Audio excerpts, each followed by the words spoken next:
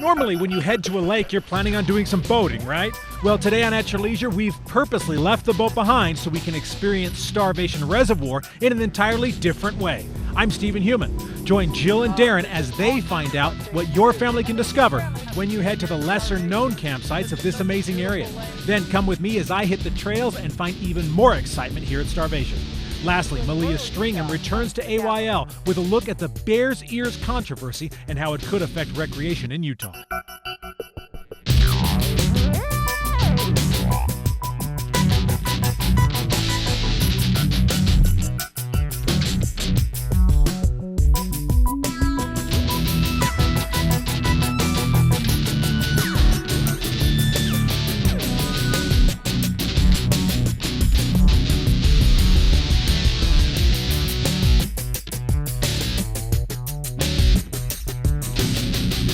Well, welcome to At Your Leisure. I'm Darren Kinder. And I'm Jill Kinder, and we brought our daughter Jaden with us today to Starvation Reservoir. And there is so many fun things to do here. We decided to come out here for a week, and Ray City so generously let us bring one of their RVs, and we brought our four-wheelers, our fishing poles. We brought everything to come up here and play all week long. That's right. Starvation has so much to offer. There's hiking, four-wheeling, boating, fishing.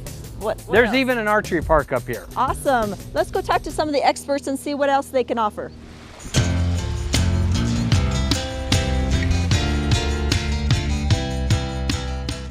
It's a really neat lake. There's a lot of coves you can go and hide in, or there's a lot of area. Right now it's mid-July and we're still over 90% full, so a little bit different story than a lot of the reservoirs in Utah. We've got 4,500 surface acres, so quite a bit of water. Definitely space for everyone to come and have fun on it. It's really a unique location. It's right next to the Uintas. We've got a lot of OHV access down here. Beautiful, beautiful mountain trails. We've got the reservoir right here. There's a few other lakes around here for fishing as well. And it was created in 1970 by a Bureau of Reclamation. They built the dam and created the reservoir. And then shortly thereafter, they created it into a state park. And so we've been managing it ever since then. We offer boating activities, OHV activities, a slackline course down in the day use beach. We've got a nice sandy day use beach with grass and cabanas, picnic tables, grills. We have a 3D archery range. It's down near our entrance booth. People can come up, bring their own equipment. We have a few bows that can be rented. There's 13 stations they can go in, and it's 3D archery. It's kind of a growing sport. It's kind of like golf a little bit, but with archery. So we're more than happy to have everyone come out. We're really busy on the weekends. During the week, you could walk in and find pretty much any spot that you would want.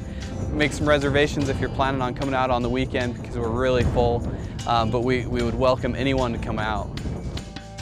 As you can see, he is so right. This is a great place to come camping. There are nice flat spots all over the place, so you can bring your RV, a tent, several tents, whatever you like, and bring the family. Yeah, well, we're up here on a weekday and there's absolutely nobody here, so you kind of have the place to yourself as well, which is awesome. Weekdays or weekends might be a little different, but if you can escape and take a week-long vacation, this is a place to do it. Well, you know, one thing I like about these primitive spots, though, is not as many people come clean over here. You know, they'll go right over to the marina or whatever, but out here there's not as many people, and so it really lets you, you know, kind of get out here and enjoy some more of this place without being, you know, confined by a whole bunch of people. That's true. The road is a little bit bumpy getting in here, but it wasn't too bad. Take your time. It's a well you know, maintained road, but it is a gravel road. So. It is a little bumpy, but we didn't have any trouble at all, and it's well worth it. Well, right now we need to go find out where Steve is and find out what he's up to. Fun! I'm right here. You guys are talking so much about starvation, I figured, hey, why don't we set out from here and go on an adventure? Okay, let's go. All right, so we're going to set out by ATV. There's a lot of trails out here, a lot of dirt roads, so we're going to head out and see what we can discover. Fun! Let's go!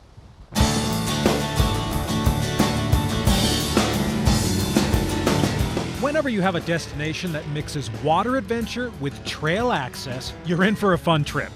For the Southwick family, though, one of those usually trumps the other.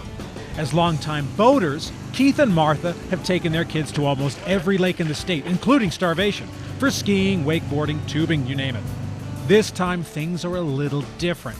The Southwicks have come to Starvation's Sands Boat, deciding to try one of their favorite spots in an entirely new way.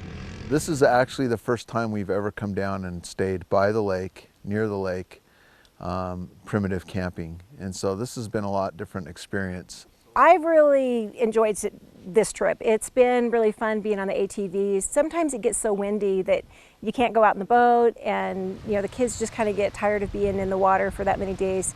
The other thing is, when we ATV, we usually are more protected from the sun, and so sometimes when you just get tired of being in the sun and want to cool off or whatever, when you come out in the morning, we rode this morning, it was great. It was so much fun, and it was just a little ride. The Night Hollow campground on the east side of Starvation is the perfect starting point for an ATV trek, primarily because trails take off right from the campsites. Plus, there's a substantial play area right there where you can ride out from the lake, hit some twists and turns, and even travel to other sections of the reservoir for some impromptu exploration. It's unique. They have sand, there's rock, there's dirt, so there's a lot of diversity as far as riding goes. You can take some roads and trails to overlooks of the whole lake and get a beautiful view of the area. So there's a lot of really nice riding, easy riding, ATV riding for families here. The style of riding, it's really nice for those in-between riders that are not advanced enough to really hit the big runs, but nice enough that you can teach a lot of the skill sets. Because there's sand here, there's a little bit of rock, there's some tight turns, they've really got to learn how to maneuver their machine. It's easy to get them out if they're really stuck. And then you can come out when you're all sweaty, you can be like with my little one and says, I'm ready to get in my swimsuit so I can go back out and play in the water. Once we left the confines of the Night Hollow area, we discovered plenty of easily traversed dirt roads that took us out to other areas, many of which are quite different environmentally one from another. Some of them are very green and grassy. Others are pockmarked with barren rocks and hoodoos looking more like badlands than anything else. Plus, some of the views of the lake and the Duchesne area beyond were just breathtaking. It was a huge surprise to find so much unexpected beauty and terrain within just a few minutes of camp. Sometimes it can be incredibly eye-opening to visit a place you know so well, but in an entirely new way. That is what the Southwicks have found today at Starvation. They can appreciate the lake, the trails, the whole landscape like they never have before, and that extends to their family as well. A collection of new memories to share together in the backcountry of the West. You're kind of forced to be together. And so the kids just can't just take off and run off and do their own thing. So you get some good bonding time. As a nurse practitioner, I'm very concerned with safety, which is why you'll see us always wear helmets. And on a razor, a lot of people don't wear helmets. And we really feel very strongly about wearing full protective gear when we're out riding. But what I also feel is it's important for all of us to recharge. There's not very many places that we just are in the middle of nowhere that you really feel like you're really connected into nature, really connected into who you really are, to empower yourself to really start off when I get back to work and jump in and give. And I love what I do, but if I don't recharge, I get tired. And I think that that's true with all of us, that we all get to recharge. We want to, so that we're more engaged in our life and that we create our own adventures in life, both at home and at play. And that is why we're out here every week on At Your Leisure, to play. This has been a great experience. I've never been ATVing out of Starvation, been on the water a bunch of times, but it's always fun to have a new experience. And the trails and the areas out here are so diverse. You've got sand, you've got regular dirt road. It's great. Now, getting out here to Starvation is really easy. It's right off of Highway 40. The first left as you come into Duchesne take you right to the ranger station. And literally right next to that is a dirt road that will lead you out here to Night Hollow. It's super easy to find, and as you can see, it's absolutely beautiful. Well, for At Your Leisure, I'm Stephen Human. We need to take a commercial break. When we come back, we'll have this week's product review.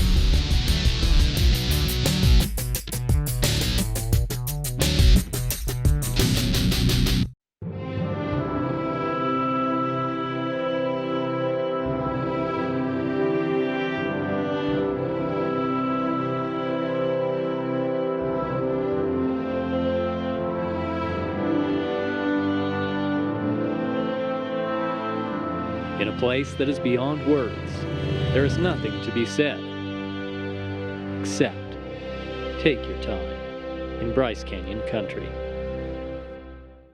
In 1946, Ray City started a business built on exploration and family. He made his customers a promise that they would always find a friend when they walked into a dealership with the name Ray City. Now, 70 years later, that promise is fulfilled every day. We're still all about exploration and family. 70 years is a long time, but we are just getting started. Come in and celebrate our huge anniversary sale. Ray City RV off Riverdale Road in Roy, serving your family since 1946. Dominate every trail. Conquer any task. You need a machine that does it all. Introducing Polaris General. The General is the most powerful wreck utility side-by-side ever made. The industry's deepest cargo box lets you haul and dump up to 600 pounds, and the revolutionary cockpit totally refines comfort and protection. Polaris General, ultimate versatility to win every battle.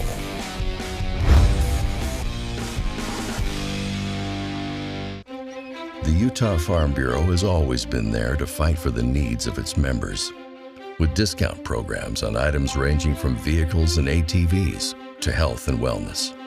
The membership fees aren't big, but the results are.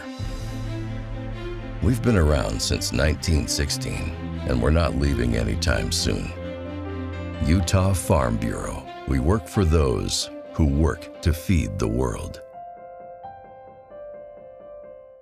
Welcome back to At Your Leisure. I'm Reagan Ledbetter, and I'm here with the cool At Your Leisure Hillside Tire and Service vehicle right now, and we're trying to talk about what we're doing with towing and if our vehicle is safe. Tom is the expert, and he's here to tell us how to do this. Hi, Absolutely. Tom. How are you? How do we make sure that our vehicle is safe?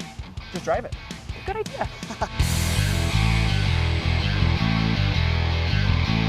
How do I know how much it can tow? Well, basically on your hitch and stuff like that, it should have weight restrictions on how much that hitch is going to hold in a sense, as well as how much tow capacity that vehicle has. It'll be in your owner's manual. Sometimes it'll say on the door placard, if you open up the driver's side door, it'll be right on that panel right there. And here it is, right here, the little yellow and red sticker. It has all the information: tire pressure, front, rear, spare, and then how much you should tow. Could this Jeep handle this big rig with the two four-wheeler things on it, and a Razor? It can? Sure, you bet. And what is this little guy that you're holding? So this is basically, we'll call it like a miniature radiator. It's a transmission cooler. This is designed, its sole purpose is just to keep your transmission fluid cooler. The summertime being hotter, the temperature on the road, going up passes, going up hills, you're gonna generate more heat. Heat destroys a lot of things. So what this does, you basically install this in front of the radiator. Gives you added security of keeping that fluid even cooler. So it makes your transmission kind of superhuman with it. Pretty close, unless you hit something, and then you're on your own anyways. But yeah, as far as fluid-wise, absolutely superhuman. What are some other things I can do to upgrade my vehicle so I can tow properly? One is the hitch, obviously depending on what size hitch, which you guys have a good one on there anyways. If I'm pulling something, are there a couple of signs that maybe should tell me this is not a good idea and I should pull over? Just keep an eye on your temperature gauge on the dash. That'll tell you, because if your transmission's having an issue, your engine's probably going to have issues. So you're going to know, or you can smell it as well. So come in and talk to Tom. He's a great conversationalist as well as an expert on towing and things that you should do with your transmission. Perfect. And what's this thing called again? This is a transmission cooler. Transmission cooler. I've learned something today. Thank you, Tom. You're very welcome. More At Your Leisure still ahead.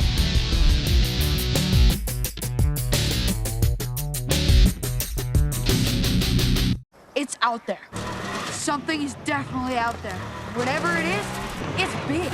At one point, I swear, we got so close I could smell it. But then, poof, it was gone. Right.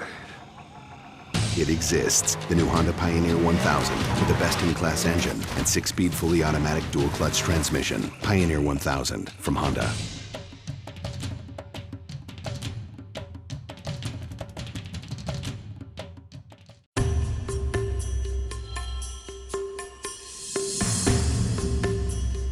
Welcome to Castle Country, a land as diverse as its people, and a rural area that relies on responsible use of the land. Here, you will find adventure at every turn. From mountain peaks to sun-swept deserts, Castle Country has it all.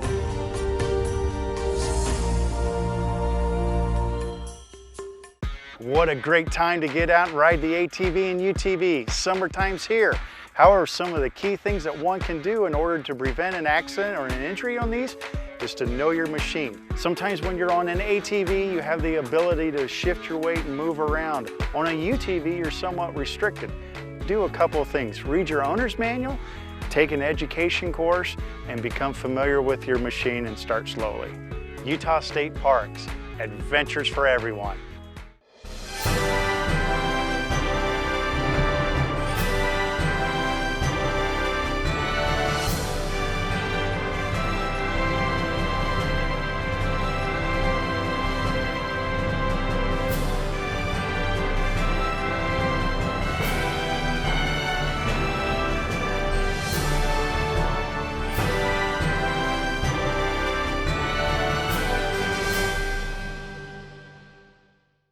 Welcome back to At Your Leisure. We're here in the ocean, Starvation Reservoir, and having a great time. It is a little windy today, but that hasn't stopped our fun. Just a little more breeze and waves. Yep, but we're out here playing in the water. We've been ATVing. We've been doing all kinds of fun things. And the kids have been having a great time too. They've been having fun in the water, on the beach, rock climbing, four-wheeling, all kinds of fun stuff. Just playing in the sand. Let's find out what they think about this. Get back in the water.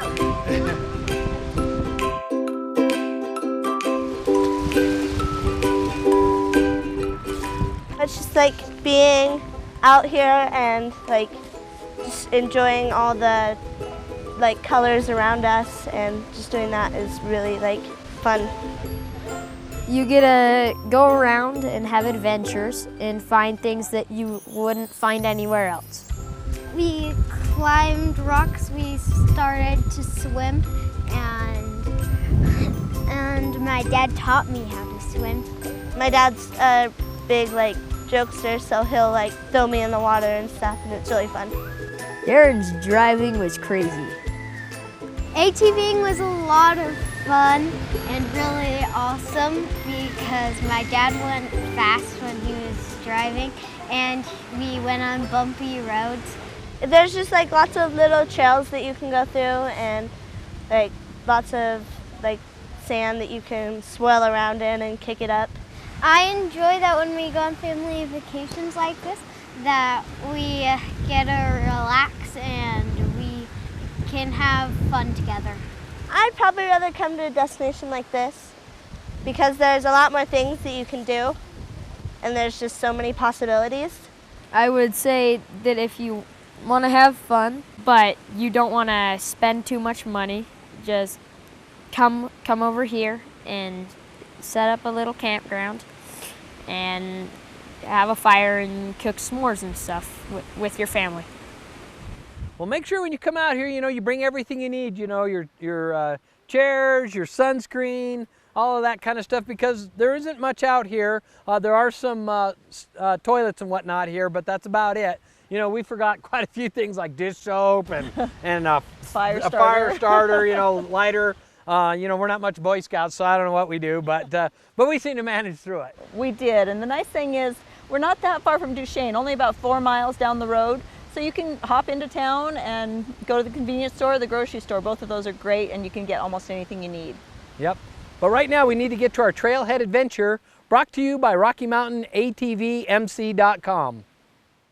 The deserts of southeastern Utah are sacred to many people, but none more so than the Native Americans whose ancestors lived and died in this arid expanse over thousands of years. The last 2 centuries have brought people from all walks of life and from all over the world to these lands. They too have been inspired in similar ways by their beauty and splendor. Now, the Bears Ears area of Utah is becoming known more for controversy than its magnificence, as a proposed national monument has split the public and tribe members right down the middle. A heated debate rages over whether the potential monument is good for the tribe, good for the public, good for locals, or just a bad idea for everyone. The proposal was originally brought to the president's desk by tribe members and environmental groups looking to close off 1.9 million acres of land adjacent to the Canyonlands National Park, Glen Canyon National Recreation Area, and the Grand Staircase Escalante National Monument. If designated, Bears Ears would become the eastern end of approximately 6 million acres of contiguous protected territory, or roughly 25% of all public lands in Utah. Just last weekend, Interior Secretary Sally Jewell visited Monticello to talk to local leaders and the public regarding the proposed monument. Both sides came out in force to show their passion for or against the designation. I'm a very strong supporter of the Bears Ears monument designation. It's one important step forward to protect Mother Earth in this part of our state. Our sacred sites are being disturbed, and people are not sensitive of that. And our people have been here for thousands of years. A monument designation would put an end to many of the traditional uses local Navajos have enjoyed on the land. Promises are currently being extended to tribe members for special permission to utilize areas inside the monument for those uses, but some feel history is not on their side. All these natives that are for it, they're getting lied to. As you look back in history, the government has always lied to the natives, and what's going to stop them now? And if you go up there and look at it right now, it's in perfect condition. There's no oil drilling or anything like that. It's BLM land, National Forest land. Why do we need to put more restrictions on it? The idea that, oh, we'll take care of you. I don't want, being Navajo, being a tribal member, I don't ever want special treatment off reservation because of my ethnicity. For me, that's a step backwards in race relations. It's insulting, actually. Another argument brought up at the meeting was economics. Looking at the impacts of other national monuments, locals would bear the brunt of whatever blow tighter restrictions would bring. San Juan County has one of the highest poverty rates in the nation, and it greatly concerns me that a monument designation is really going to affect the local people economically. Do we want economic gain now that will in fact then be gone because there's a finite economic gain to be made here against a long-term, against spiritual heritage and tourism industry that does not have a finite horizon? People don't realize the kind of poverty that is actual on the reservation. Some of them, to make an extra income, they go up to Bears Ears around there and they do pinyon hunting. How many other national monuments around other tribes can they do that? They can't. Once it's a national monument, that's it. The recreation community would also be affected if Bears Ears gains protected status, as on average 60% of motorized routes have been closed after previous monument designations. The public won't have to wait long to find out whether the monument is happening or not, as it will be announced prior to President Obama leaving office in early 2017. Until then, these historic lands will be in the crosshairs of a debate that ancient peoples could never have imagined as they raised their families in the red rock landscapes of the West. And it's like a bunch of fleas sitting on top of the bear arguing over who owns the bear. And really nobody owns the bear, and the local people should have the most direct say in what happens because they're the ones who live here. There's a lot of historical documents that track the evolution of national monuments. And just in reading those, you can see pretty clearly that it starts off pretty innocuous. There'll be no big gates up. But over time, whoever's in charge gets to make certain calls, and you can't ever control who or what they're going to do. There's money involved. Money talks. From the controversial trailhead, I'm Malia Stringham.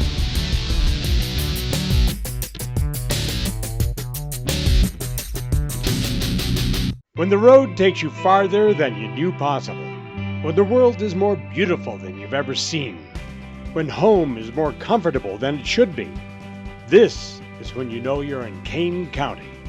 The perfect mix of rural and urban, culture and adventure. Glendale, Orderville, Kanab, Bigwater, small towns with more to offer than just peace and quiet. Kane County, Utah. Find the new you. Razor, Ranger, Sportsman, Ace. There's a Polaris to match your passion. Whether you ride mud, rocks, dunes, or trails, Razor leads the way. With unequaled power, unrivaled suspension, unmatched agility, and unbeatable comfort. Perfectly combined to chase what matters. Lifelong memories with friends and family.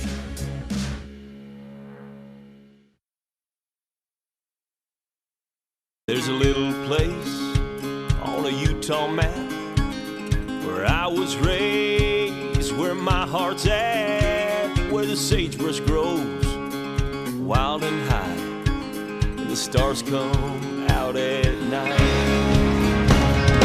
Oh, there ain't nothing like being raised in the basin with a Ute reservation, skiing starvation, that Duchesne County life.